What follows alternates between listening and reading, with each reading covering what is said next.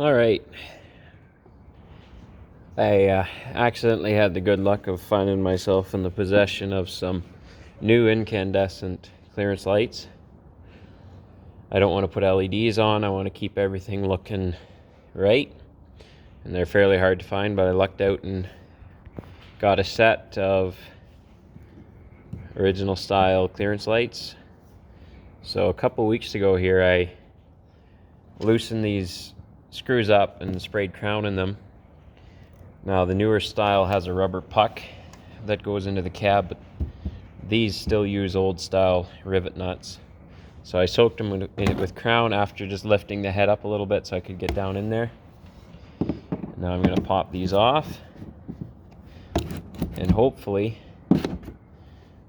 I don't spin any of those nuts in the cab.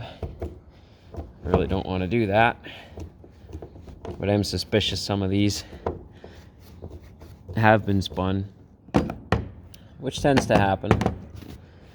You know, things don't go perfectly when you're working on old stuff, but as long as you're aware of that, you shouldn't have many problems.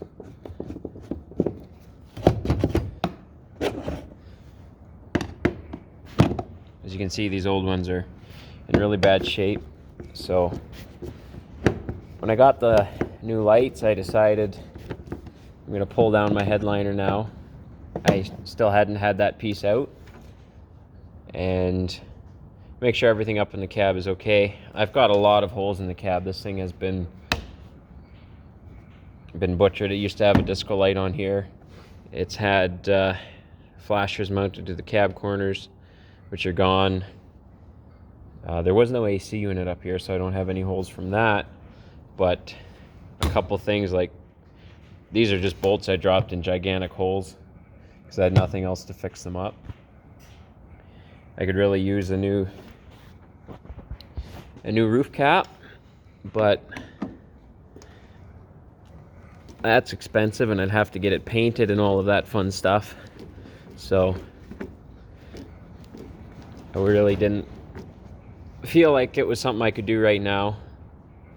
These air horns are getting old, but they haven't rotted out that I can tell. I haven't really checked them for leaks that good, but they do work. I thought they were fairly quiet until I actually was outside of the truck when they went off, and I was like, maybe there's a wee bit of an air leak in somewhere, but they're good enough, still perfectly functional, so I don't have to worry about them for a while. So as long as I get these replaced, I can redo the insulation in the ceiling, fix my headliner, put all that in, and then I'm going to rip the seats out again, rip the floors out again, fix my shifter linkage for the main box. The bushing fell out, or not the bushing, but like the swivel eye, kind of like would be on a 3-point hitch of a tractor. That swivel has fallen out, and so actually there's just a piece of like heater hose popped over the nub of the stick in order to take up the slop, which is not a great way to feel gears, especially on a 2-stick. So that's the plan. I really don't think I can put my camera anywhere right now. I'm inside the shed, and it's very dark in here. There's lights so you can see fine, but the camera doesn't pick up a whole lot of light, so I have to kind of hold it. I was supposed to have a tripod coming from Amazon that I can use my GoPro tripod to hold my phone, because I'm doing a lot of this just shot on my phone. So fortunately that's not quite going to be available yet. I should just put a step ladder here for getting on and off. I'm going to show you the inside.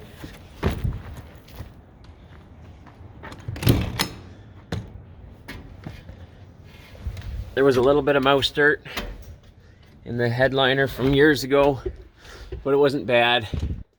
So here you can see what I'm talking about. Right there and there are the nuts for the clearance lights. The front ones are hard to get at, This should actually be repainted and crowned.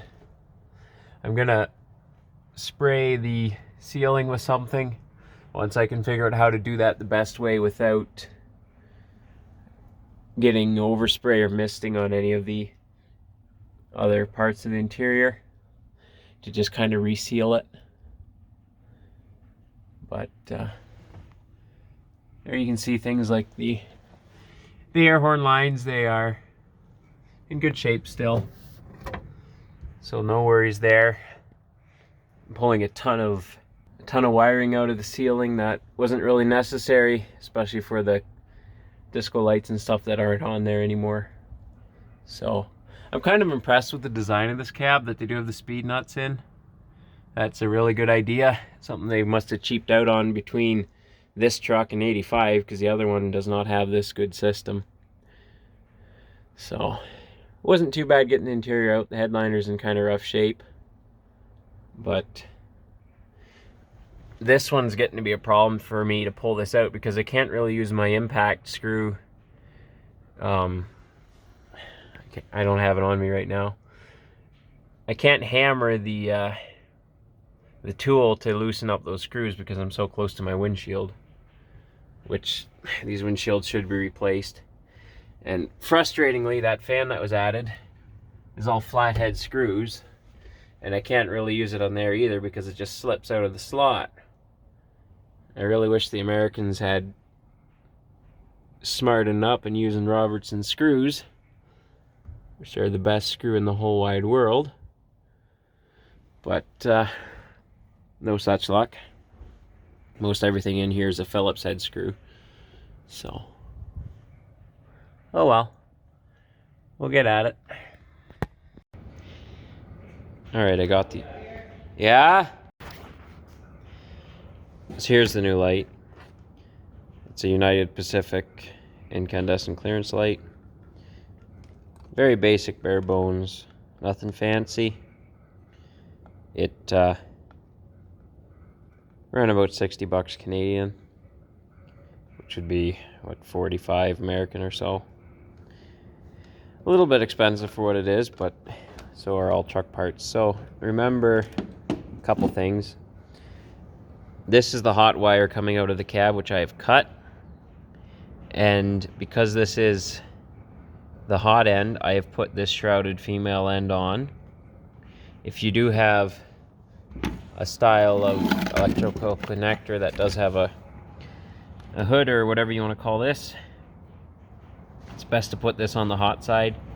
Some setups have one on the male side and the female side, and the shrouds actually connect together.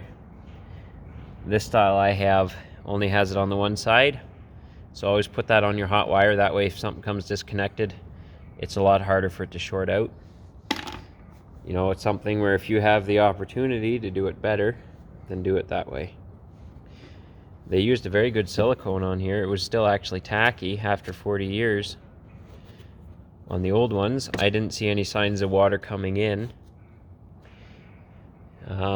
This side, because these cab corners are metal, that had rusted significantly. This side was better. There you can see the old emerald green paint. Still a bit of corrosion on there. So put these lights on. One thing I had to do is replace this ground eye, because the stock one was just a copper clamp-on style that popped right off. It's kind of disappointing. These things are cheap, and when you're paying that kind of money for a light, why in the world they wouldn't put a decent connector on, I don't know, other than to be cheap. Good practice to run your wire through here before you put the end on. In this case, it could fit through either way, but sometimes you do make the mistake of putting your connector on and realizing you have to fit the wire through a hole yet, and you just kind of screwed yourself. So always make sure you're paying attention to what you're doing. Alright, we're all done. It was fairly simple. Just remember, use silicone. And one thing I'm gonna do is, once they're all set, maybe sometime this summer, like it's staying inside so I'm not too worried about the weather, but I'm gonna pull each screw up a little bit, put a dab of silicone under the head of the screw, and then drop it back in. But that went fairly smoothly, and they're looking pretty good. It's hard to get it on video, especially in this lighting, but they look pretty sweet, so pretty happy with that, how that turned out. Next video I'll be tearing the interior apart again more, and stay tuned for that. Sorry if this is kind of boring, but part of it was just doing an update on how far we are along here. So thanks for watching.